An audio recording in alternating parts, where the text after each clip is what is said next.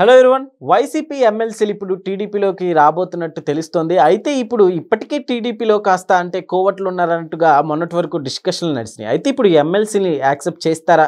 So ఒకసారి discuss చేసే ప్రయత్నం అయితే చేద్దాం. ప్రస్తుతం మనతో జర్నలిస్ట్ జగదేవ్ ఉన్నారు, వెల్కమ్ చెప్తాం. హలో అండి. ఎమ్మెల్సీలు ఇప్పుడు వైసీపీలో ఉన్న వాళ్ళు ఇప్పుడు టీడీపీలోకి సో అసలు రాణిస్తారా? మామూలుగా యాక్సెప్ట్ చేస్తారంటారా? అంటే ఇది మీరు యాక్సెప్ట్ చేస్తారంటే దీని మీద ఆల్రెడీ ఒక కాంట్రవర్సీ ఉంది. ఎట్లా అంటే ఇది ఖచ్చితంగా ఒకవేళ టీడీపీలోకి వెళ్ళాలనుకుంటే జనసేన వాళ్ళ నుంచి ఒక ఎన్ఓసీ కావాలని, లేదా జనసేనలోకి రావాలంటే టీడీపీ నుంచి ఎన్ఓసీ కావాలన్నట్టుగా కొన్ని రకాల వార్తలు అయితే ఉన్నాయి. ఎందుకంటే ఈ వార్త కూడా ఎలాగా ఒక పుకార్లాగా ఎలా పుట్టిందంటే విజయసాయిరెడ్డి గారు రాజీనామా తర్వాత ఏది వైసీపీలో ఆయన బీజేపీలోకి వెళ్ళాలని విశ్వప్రయత్నాలు చేస్తున్నారు అనే వార్తలు వినిపిస్తున్న నేపథ్యంలో బీజేపీ పెద్దలు చంద్రబాబు దగ్గర నుంచి ఎన్ఓసీ అంటే నో అబ్జెక్షన్ సర్టిఫికెట్ తీసుకురావాలి, అలా అయితేనే కూటమిలో ఉండే టీడీపీలోకి చేరడం ఈజీ అవుతుంది అన్నట్టుగా కొన్ని వార్తలు అయితే ఉన్నాయి. అయితే మీరు గత ఎన్నికల్లో వైసీపీ ఘోర పరాభవం తరువాత మీరు అబ్జర్వ్ చేస్తే పార్టీని ఒక్కొక్కరుగా వీడుతున్నారు. వీడడం ఇన్ ద సెన్స్ సైలెంట్ అయిపోతున్నారు. ముందు సైలెంట్ అవుతారు, తర్వాత కొద్ది రోజులకి పార్టీలో ఉండే పదవికి కానీ లేదా పార్టీ సభ్యత్వానికి కానీ రాజీనామా చేస్తున్నారు. తర్వాత మెల్లగా అదును చూసుకొని వేరే పార్టీలోకి షిఫ్ట్ అవుతున్నారు. అది కూడా ఎట్లా, గతంలో వీళ్ళు ఎక్కడైతే నోటికొచ్చినట్టుగా మాట్లాడకుండా ఉన్న వాళ్ళే ఆ అవకాశం పొందుతున్నారు. నోటికొచ్చినట్టు మాట్లాడిన వాళ్ళందరూ కూడా అందులో కొనసాగలేక, అలాగని వేరే పార్టీలోకి వెళ్ళలేక, మరీ రాజకీయ సన్యాసం కూడా తీసుకోలేక నానా ఇబ్బందులు పడుతున్నారు, సతమతమైపోతున్నారు. దానికి ఎగ్జాంపుల్గా చాలా పేర్లు ఉన్నాయి. అయితే స్టార్టింగ్ ఎవరైతే రాజానగర్ ఎమ్మెల్యే రాజా గారు కానీ, మాజీ ఎమ్మెల్యే ఆయన కానీ, కరణం ధర్మశ్రీ గారు కానీ, కేతిరెడ్డి గారు కానీ, ఇట్లాంటి వాళ్ళు కొంచెం బయటకు వచ్చి జగన్మోహన్ రెడ్డి గారి మీద కొన్ని ఇలా ఉండడం కరెక్ట్ కాదు, ఇలా ఉంటే బాగుండేది, నాయకులకి కార్యకర్తలకి ప్రాధాన్యత ఇవ్వలేదు, ఏకపక్ష నిర్ణయాలు తీసుకున్నారు, రకరకాలుగా. అసలు మొన్న కాదు గత సంవత్సరం నుంచి కూడా కొంతమంది విశ్లేషకులు కొన్ని వీడియోలు రిలీజ్ చేశారు. జగన్మోహన్ రెడ్డి గారు అంత ఘోరంగా పరాభవం చెందడానికి, ఓడిపోవడానికి ప్రధానంగా 10 కారణాలు, 12 కారణాలు, 15 కారణాలు అని చెప్పి ఎవరికి వాళ్ళు సొంత విశ్లేషణతో చెప్పారు. అందులో అన్ని మేజర్వే కారణాలే. అంటే నాకు తెలిసి ఒక 20 వరకు ఉన్నాయి. కొంతమంది 10 అండి, కొంతమంది 12 అంటున్నారు, పక్కన పెడితే. సో ఒక్కొక్కరుగా పార్టీని వీడుతున్నారు. ఇదిలా ఉంటే ప్రభుత్వం ఫామ్ అయిన తర్వాత విశాఖ ఎమ్మెల్సీకి సంబంధించి బొత్స గారు అక్కడ ఓడిపోయిన తర్వాత, ఏది చీపురుపల్లిలోనా నెల్లిమర్లో, ఎక్కడ చీపురుపల్లిలో అనుకుంటా, విజయనగరం డిస్ట్రిక్ట్ అక్కడ ఓడిపోయిన తర్వాత ఆయన ఎమ్మెల్సీగా వైసీపీ అధిష్టానం నిర్ణయించింది పోటీకి. బట్ కూటమి ప్రభుత్వము అక్కడ పోటీగా ఏం నిలబెట్టలేదు. దానికి చంద్రబాబు నాయుడు గారు మిగతా 2 పార్టీలు కూడా నచ్చజెప్పారు, ఎవరు నిలబడలేదు. ఏకగ్రీవంగా బొత్స గారు ఎమ్మెల్సీ అయిపోయారు. సో ఎమ్మెల్సీ అయిన వారు అంటే అప్పుడు రకరకాల అభిప్రాయాలు మించే, ఈయన ఏకగ్రీవంగా చేశారు, కూటమి ఎందుకు పోటీ పెట్టలేదు, సో ఈయన గెలుస్తాడంటే తర్వాత బొత్స గారు కూడా ఇండైరెక్ట్గా జనసేనలోకి రాబోతున్నారా, ఎందుకంటే జనసేన అధ్యక్షులు కూడా అదే సామాజిక వర్గం చెందిన వ్యక్తి కాబట్టి అటు మొగ్గు చూపడానికి ఈ విధంగా చేశారా అనేది ఒక రకమైన వార్త అయితే వినిపించింది. ఓకే.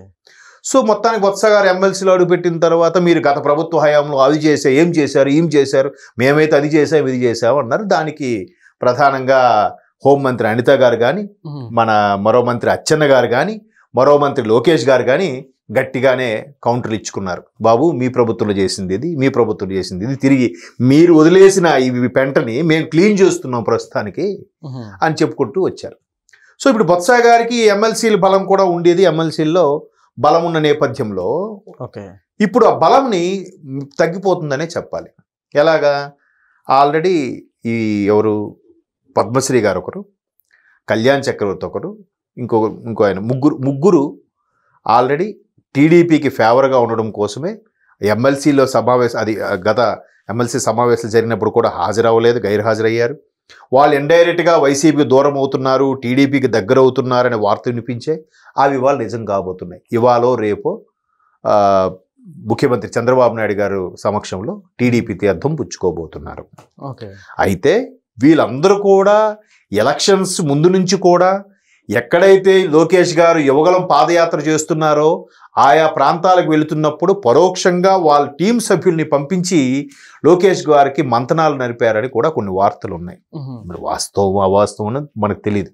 తప్పులేదు. ఇవాళ రేపు ఎటు గవర్నమెంట్ ఉంటే అటు వెళ్తేనే మాకు కాస్త ప్రాధాన్యత వస్తుంది, మన ఇంటి చుట్టూ కూడా నలుగురు మనుషులు కనిపిస్తారు అని వెళ్తుంటారు. సార్ ఇప్పుడు వైసీపీలో ఉండే వాళ్ళకి నిజంగా వేరే ఆప్షన్ లేదనే చెప్పాలి. అయినప్పటికీ వీళ్ళు ఇప్పుడు రావడాన్ని ఎలా చూడొచ్చు అంటారు? వేరే ఆప్షన్ లేదంటే వీళ్ళు ఇంకా అదృష్టవంతులు అంటున్నాను. ఇప్పుడు ఇవాళ రేపు జాయిన్ అవ్వబోతున్న పద్మశ్రీ గారు కానీ, కళ్యాణ్ చక్రవర్తి కానీ, వాళ్ళు కానీ ముగ్గురు, ఇంకా ఆయన పేరు గుర్తు రావట్లేదు, వీళ్ళు ముగ్గురు జాయిన్ అవుతున్నారంటే వీళ్ళకి కాస్త అంటే వీళ్ళు మనకి ఎమ్మెల్సీలుగా తెలుసు తప్ప పవన్ కళ్యాణ్ గారిని కానీ, లోకేష్ గారిని కానీ, చంద్రబాబు నాయుడు గారిని నోటుకు వచ్చినట్టు తిట్టినట్టు కానీ, వాళ్ళ మీద అవాకులు చవాకులు పేలినట్టు కానీ ఎక్కడైనా ఉన్నాయా? లేదు కదా. సో లేదు కాబట్టి వీళ్ళు సగౌరవంగా పార్టీలోకి ఆహ్వానించబడుతున్నారు. అదే ఏ అంబటి గారో, రోజా గారో, అనిల్ కుమార్ గారో, లేకపోతే ఇంకెవరు బొగ్గన గారో, లేదంటే పేర్ని గారో, కొడాల గారో రాగలరా? సార్ బేసిక్ గా ఇప్పటికే అంటే పార్టీలో కోవట్లు ఉన్నారని డిస్కషన్లు ఎక్కువ నడుస్తున్నాయి కదా. ఎక్కడ అంటే టీడీపీలో ఇప్పటికే కోవట్లు ఉన్నారని కొన్నిసార్లు డిస్కస్ చేసాం. యాక్చువల్లీ ఇప్పుడు వీళ్ళని యాక్సెప్ట్ చేస్తారంటారా? వీళ్ళు వస్తే వాళ్ళని అలా ట్రీట్ చేసుకోవచ్చా? అంటే అలాగ కోవట్లు ఉన్నా కానీ వీళ్ళు పార్టీ మారి ఇటు వస్తున్నారు కానీ వీళ్ళకి ఇంకేమి అందలం ఎక్కించట్లేదుగా. అందలం ఎక్కిస్తే అప్పుడు ఆలోచించాలి.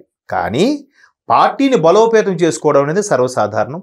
బెల్లముండి చోట చేమలు చేరుతాయి అన్నట్టుగా ఏది అధికారంలో ఉంటే అటువైపు షిఫ్ట్ అవుతుండడం కామన్. ఇప్పుడు తెలంగాణలో చూడండి ఎంత స్పష్టంగా కనబడింది.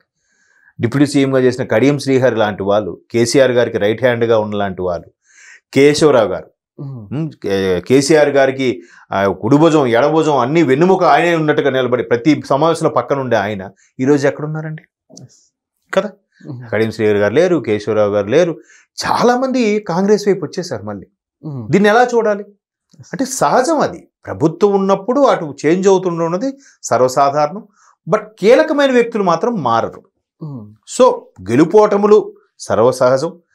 పాలిటిక్స్లో ఆ యాక్సెప్టెన్స్ అనేది ఉన్నవాడే కొనసాగలుగుతాడు. లేనివాడు మరి ఇప్పుడు ఇంతకుముందు ఆయన పేరు తులసిరెడ్డి ఆయన ఉండేవాడు.